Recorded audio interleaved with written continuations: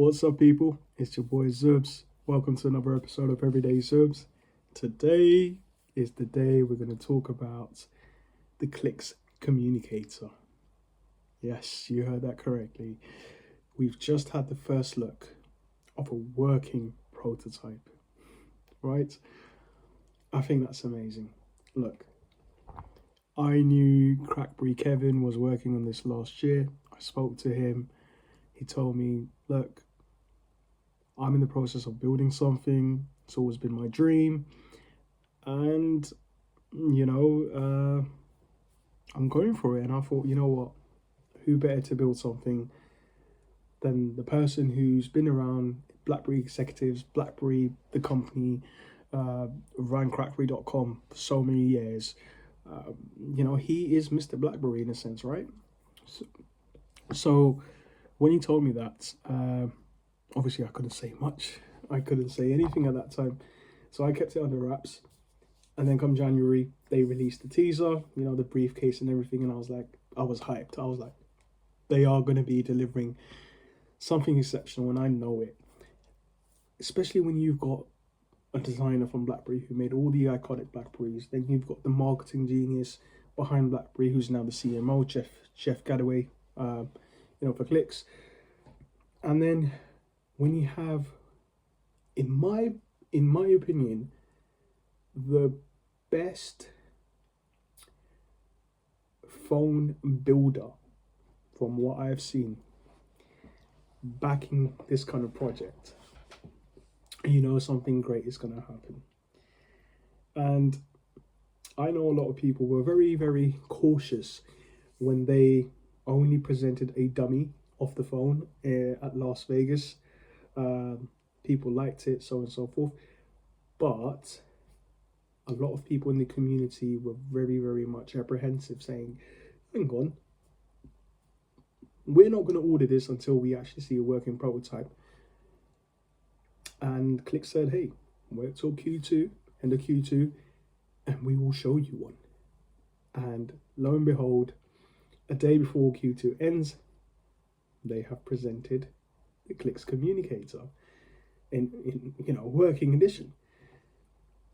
Amazing. So let's just cover some things. The Clicks has a fingerprint scanner in the spacebar. It has a 3.5mm head jack. It has possibly good cameras from what I've heard. A decent amount of RAM, decent amount of storage, expandable storage up to 2 terabytes, I believe, which is exceptional, especially in a day and age where we spend £1,800, £2,000, and we get phones that have no storage, expandable storage. So it's really good to see these kind of things. The fact that they've got the LED on the side, the notification LED that goes around, I believe, the customizable button. I think that's a genius, innovative thing to do. Funny fact is, in January when they released it, or the first renders of the phone, I was the first person to point out that this phone is basically a modern Q5 because it looks like that. And I can tell by the things they've done, but they've done it in their own way. They have taken inspiration from different form factors, different phones, and so on and so forth, like the silent switch. I'm not sure if that all existed on the BlackBerries back then. I'm not sure if it existed on my ones. I remember actually on the BlackBerry 8520 curve, you had it on the top where you could possibly switch to silent or something like that. That's so long ago, by the way. But I love the fact that they did it on the side. It reminds me of the iPhone, of the Oppo phones as well. I love that. The screen itself is amazing. I know Unihertz are using the same screen, so you're going to get the same experience. Where I think they will do better than Unihertz, and this is my opinion, is the software side of things, because you've already seen the working demo. I think when you see how you can reply to someone straight from the homepage, full-on message, it tells you that they didn't name the phone a communicator just for the sake of it. It's actually a communication device, right? And I think that's amazing to see.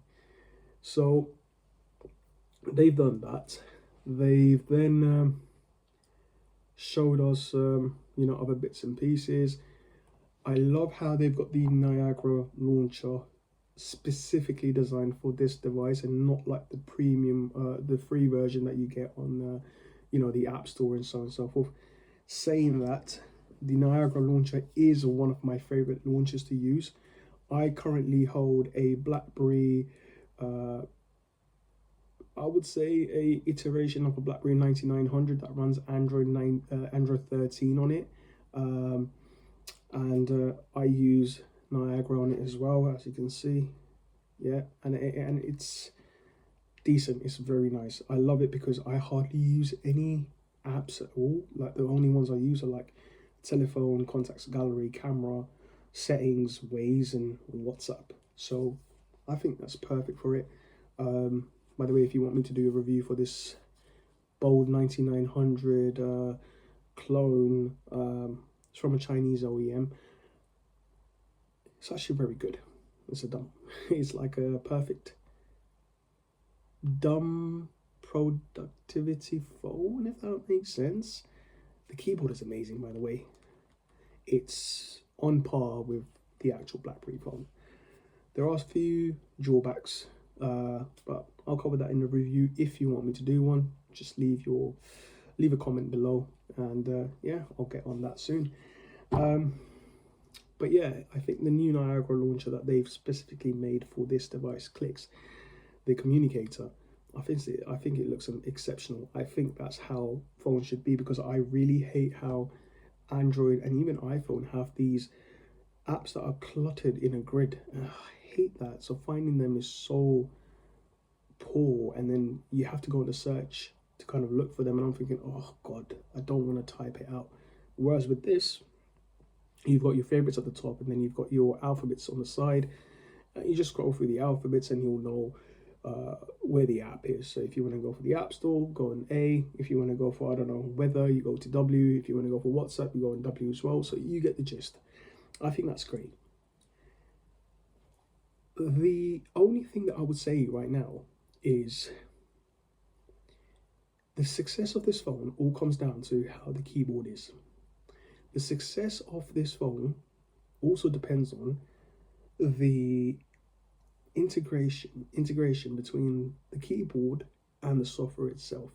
Now, looking at how Jeff presented the phone in the first look, it's smooth, it's really well put together, but then sometimes what you see in marketing videos is very different from what you actually experience as a user. So I'm very much looking forward to hopefully reviewing one unit and then giving you my unbiased opinion. The other thing I would say is looking through all the comments and with my research in terms of Clicks, they have a few users have said that because of heavy use, right, because it's a QWERTY phone, you're using physical buttons, you're going to be using them all the time. How does the paint hold up? Because on the iPhone cases that they had, a few users said they peel off pretty quickly, the paint doesn't stay on, so you don't know what you're typing, and so on and so forth. So that's one thing. The other thing I also want to mention is, like I said, about the integration between the keyboard and the software.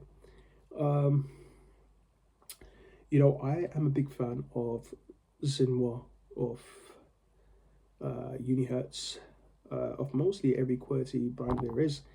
And what I've noticed on those two, and I unfortunately never had the chance to review them, even though I really wanted to. I asked for a Zinwa Q25 a long time ago. Unfortunately, I never got that, which is fine. I'm sort of that person that if it comes to me, it comes to me. If it doesn't, it's fine. I just chalk it down to maybe the universe not wanting it for me at that moment. But what I noticed that was a lot of people were using a third-party app. I don't want to say it wrong. I think it's called the Pacera app, which kind of makes the keyboard experience much more nicer on a QWERTY form factor. So personally, I think if Clicks implements the keyboard and software together well enough that you don't have to rely on third-party apps, then this might just be a winner. However, I would say that even this phone here, right, the Bold 9900 Android version, by the way, so it comes with a USB-C, so you don't have to kind of alter anything. This phone was built from the ground up, so you don't have to alter anything. I know for the Q25, you had to do a lot of alterations. That's one reason why I didn't want to go for it as well. I'm not a techie person, if that makes sense. I just like phones. I just like reviewing them and, you know, using them, to be fair. So the other thing was that this one, the keyboard is perfect. I don't have to use Pacera on this. The keyboard itself is so well integrated with the software. And by the way, this came with a Chinese software, so I had to kind of delete everything, even the apps and so on and so forth. It's not that I've got anything against, you know, Chinese software or so on and so forth. It's the fact that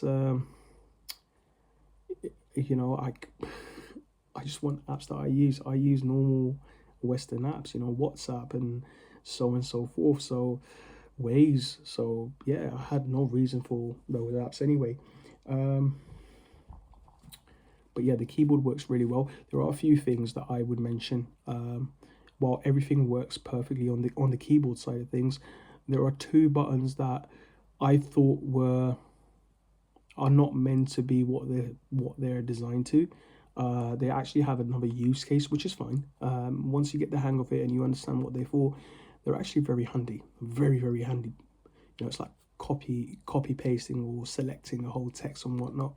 So those are the only few things, and there are other things that I do hope, I would hope or wish were different on this. Let me know if you want me to do a review for this. I will happily do a review of this, but just leave it in the comment below. Leave a comment below. Going back to the Clicks. Clicks listens to its customers. Clicks probably has a better customer service than Unihertz did. So I'm looking forward to actually using this device.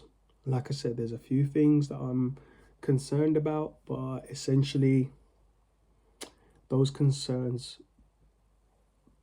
will be mitigated once I have a device or working unit in my hand, if I ever get one, which is fine.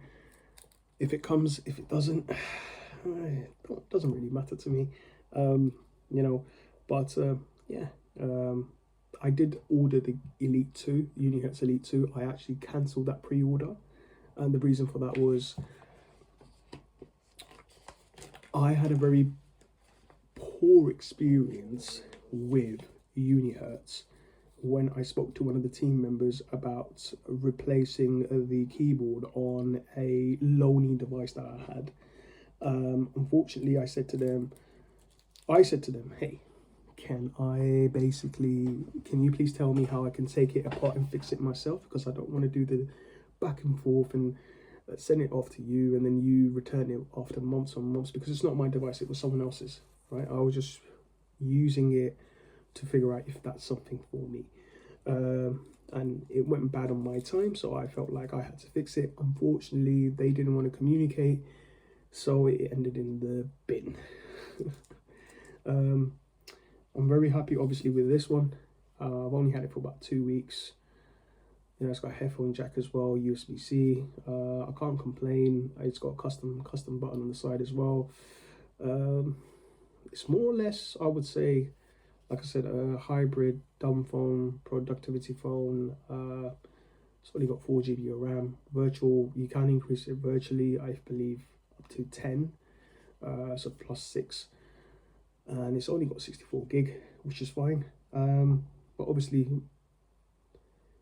Clicks and Unihertz, their devices are more premium. Obviously, at this moment in time, you'll probably get them at a good price, but going further on, they will increase in price because the prices of RAM and storage and components are drastically rising. And it's not just for these people. It will be happening for every brand across the board.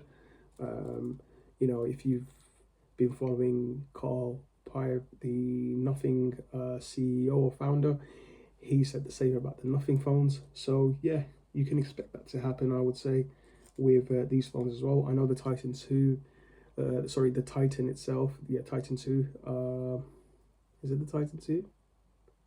Sorry, the Titan Elite. That went from what, $300 to now being around nearly $500. So yeah, it's bound to happen. This one, I believe, the one that I have is 4 GB RAM, lower spec, but gets all the work done. This is at $299. I believe I got it for $299. So I thought, $299. 250 odd pounds or just less than that. I thought it's fine, just to test out, just to review it, because I really wanted the Zenmon one. I couldn't get that, so I thought this would be better because there's no alterations or anything. I don't have to alter anything on this. So yeah, that was, I would say it was a good choice for now. I'll leave the link below if you want this. I found it on Reddit, to be fair. I was very skeptical, I'll be honest. I thought I wouldn't even receive it. I would say that I thought, that's just $300 gone, to be fair. But I was surprised. It came after 2-3 weeks, and yeah, it says what it does. I'm based in, obviously, UK, so it works here perfectly fine. I get good signals. That's about it, to be fair.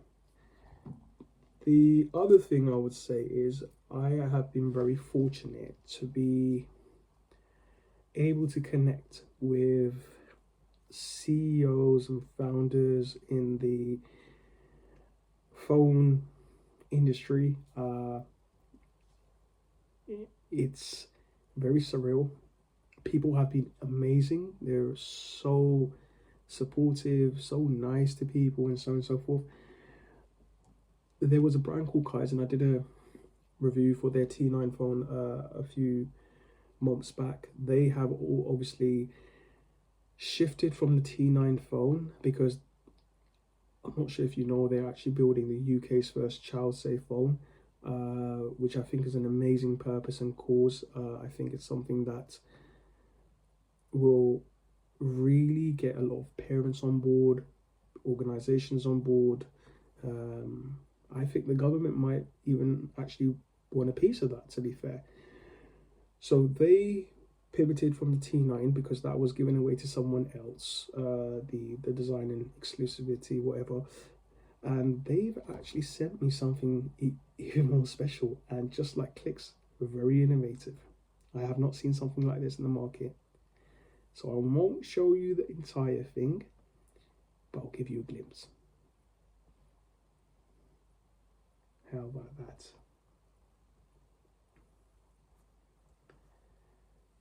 And it's a flip QWERTY. You know what this reminds me? This reminds me of the BlackBerry style. One of the best looking BlackBerries, hence the name style. So this reminds me of that, but obviously this has nothing these keyboards are not similar. This is a completely new keyboard design. The phone itself has a touch screen. The screen itself is so nice as well, responsive.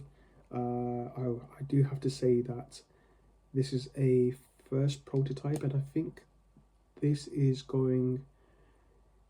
now the Clarity phone rather than the the T9 they were building. This will be going on, from what I've heard, an Indiegogo campaign. I'll put the link down. See, for me, the thing is, when I look at this crowdfunding stuff, most of them, sometimes people don't deliver or won't have a prototype or anything like that. So I'm quite pleasantly surprised that when a company actually sends you a working prototype, you know, like I said, look, it's not a dummy, it's actually a working prototype. I think that's amazing. I think then I believe trust can be built, right? And the fact that they've sent this is amazing. I love the purpose behind it. Child safe phone in the UK. This, surprisingly, apparently from what I've been told, is a global band. So it will work in the US, Canada, and in the UK and EU, and most of the world. So that's a positive, because I know most of the devices that we find in the markets have normally got two versions. One will be for the Euro-Asian version, the other one would be for North America, and so on and so forth. So it's it's just something very nice to see that one device caters to most people. Obviously, depending on how the campaign goes, because it's the first device, I would expect more of a Unihertz style situation, where they are not going to be focusing too much on the software as well, because the software itself is going to be very restricted. No browsers, no app stores, no social media, and so on and so forth. And I think that's perfect for children, especially with the bans coming into place. I think they nailed. They've basically done very well in their research. And the one thing with T9 devices, the T9 device, for especially children or Gen Z, they haven't experienced that as we have when we were younger. Whilst we had to get used to it and it was fairly easy, that was the norm. Nowadays, people in general will get so bored of a T9 device, they will think, oh God, you know, it's such a hazard, it's so much work to do that. Whereas with a flip QWERTY, and anyway, Gen Z is moving towards flip phones. A lot of people are going towards flip phones now. I had a Z Flip 5, so this is perfect for me. In fact, you've got a full QWERTY keyboard there as well. You know, it kind of really helps people transition into these kind of phones, or even these kind of phones, because once you have all the letters there, it's kind of easier to navigate in use, right? You don't have to be pressing one button 3 times and 4 times and so on and so forth. So that's pretty decent. I love the form factor. If you want me to do a review of this, I can't really do a full review of it until the campaign goes live. But if you want me to do a review of it, let me know in the comments below, and I'll try and do one as well. But for now, very happy with the Clicks Communicator. The first look was amazing. We're wishing them well, wishing them prosperity, success. Same with Unihertz, same with Zimwa, same with anyone who's building QWERTY devices, or these intentional devices, to be fair. I think we need to see more of them soon. And that's about it. I, for one, will ditch my slab phone the minute I can find the perfect one for myself. So yeah, whether it be Zimwa, whether it be Clicks, whether it be Unihertz, whether it be the Clarity phone, or whether it be this Bolt 9900, I'm very happy with this as well at the moment. Again, my needs are very small, if that makes sense. So yeah, I mean, I don't have a lot of apps to use. I normally just use it for normal things. I use the occasional Instagram as anyone else, but I don't want to get sucked into the doom scrolling sin. That's the one thing why I do not like slab phones. I do not want to be doing that. So yeah, let me know what you actually think of the Communicator, your impressions. Are you finally relieved to see the first look of a working prototype? Let me know in the comments below, yeah? And I'll catch you next time. Take care. Bye-bye.